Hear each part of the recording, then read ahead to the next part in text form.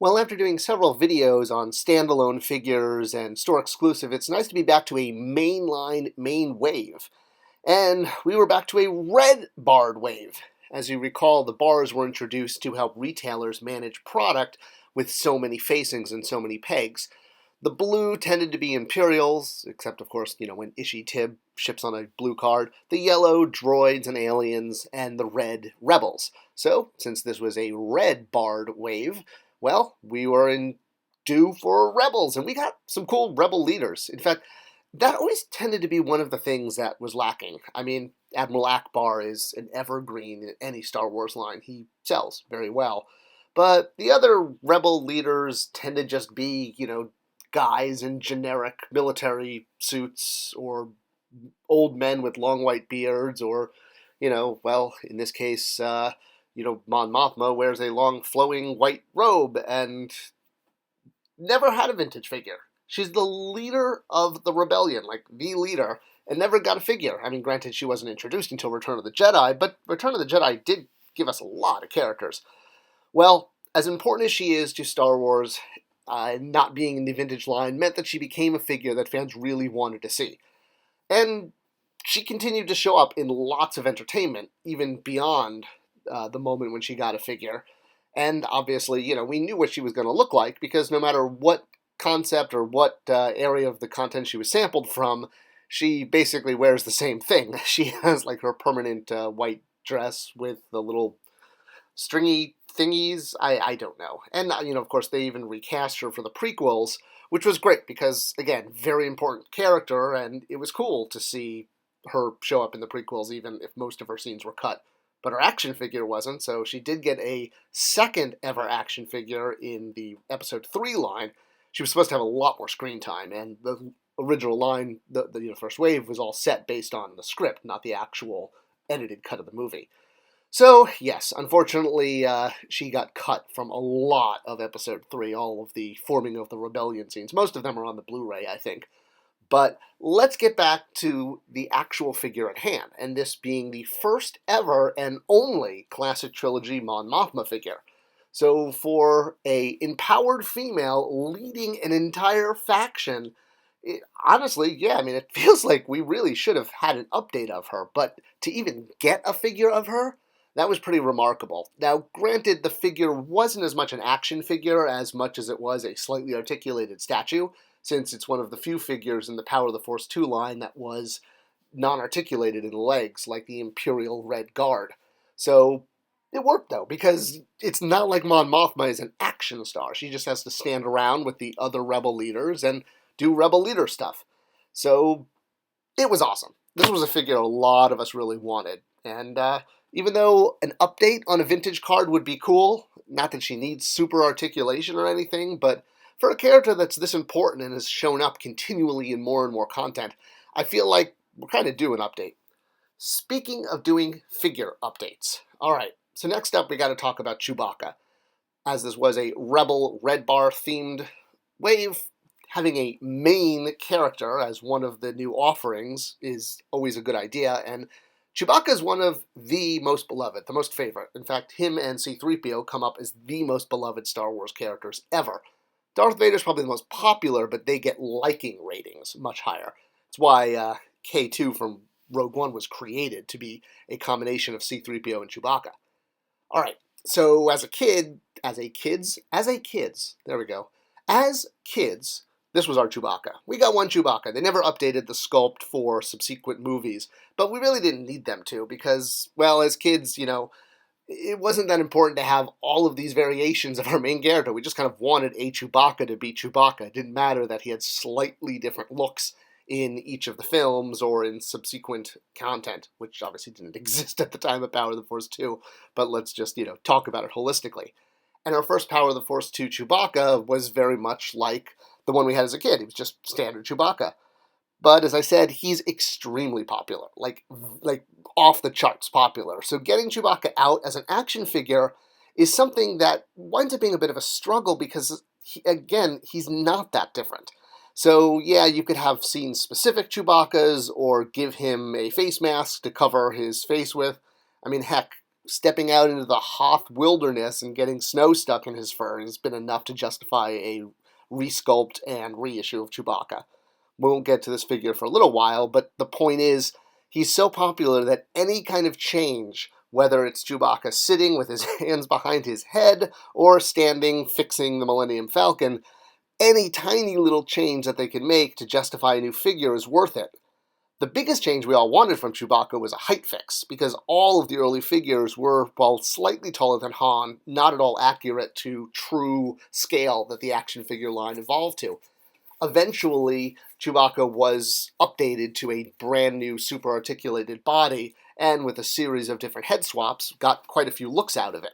So that was very beneficial both to Hasbro and collectors, because the first few years of Chewbacca in the modern line weren't quite height ready. I mean, throw in a porg, you got a new Chewbacca. While between films he hasn't been that different, if you were going to look for something that was at least a very different look, it would be Return of the Jedi, where instead of having his hair combed back, as he did in A New Hope and in the first Kenner figure, he has sort of a part at the top and his hair coming to both sides. And yeah, I mean, it's visually different, and at least different enough to justify another Chewbacca action figure. I mean, heck, they used this image on his final card back in the vintage line, even though obviously it didn't match the figure. The figure was modeled after the A New Hope Chewbacca, because again, same like Darth Vader, they didn't update the main characters in the original line. This Power of the Force 2 figure not only was going to get our very first Return of the Jedi head sculpt for Chewbacca as an action figure, more would follow, but for the first time, a scene-specific version from Jabba's palace with the chain from Boushh, although every time they've done this figure, they leave off the collar. It amazes me. They've done Boush's Bounty Chewbacca. They've done so many different variants over the years, and they usually just stick a chain up through the fur. They did the same thing with this later release that updated Power of the Force 2's Boush's Bounty. So still no actual collar. But hey, you know, it just leaves room for another Chewbacca down the line. So yeah, that collar, that's part of it. I always wondered why it gets left off. Well, head sculpt. All right. Lobot. Yeah. If you've seen the recent video I did of the new vintage collection Lobot, you know I have a special place for this guy, because what can I say? Lobot is just like, he's a really cool visual looking character. He's so 80s, and you know, you kind of got to wonder what it was like growing up being Lobot. I mean, what was his life like? What's his backstory? Well, actually, we all know he grew up to be the world's greatest DJ, leading dance parties in Cloud City. What, you guys didn't see the deleted scenes where Lobot's rocking it out and, you know, throwing it down old school style? Okay, well, maybe those scenes don't exist, but you can definitely do that with this Power of the Force 2 action figure. Yeah, this probably goes down as the most frustrating sculpt for me in all of Power of the Force 2. Lobot is in the most action-y pose since the Death Star Trooper. Now, while the Trooper could be excused because we did see them actually run on screen, Lobot never does this. He's more or less a guy who almost does nothing. He shifts his eyes from the left to the right, and while that's a brilliant director's move of having an actor express themselves, it doesn't justify a full running pose action figure. The vintage figure nailed it right on. He's just a guy who walks around standing and shifts his eyes. I always thought it'd be cool to have like eye shifting action feature, but that would require a switch in the back of the head, which they later did with a C-3PO figure, but we'll cover that down the line. But yeah, vintage figure, bam, Lobot, just what you'd want it for.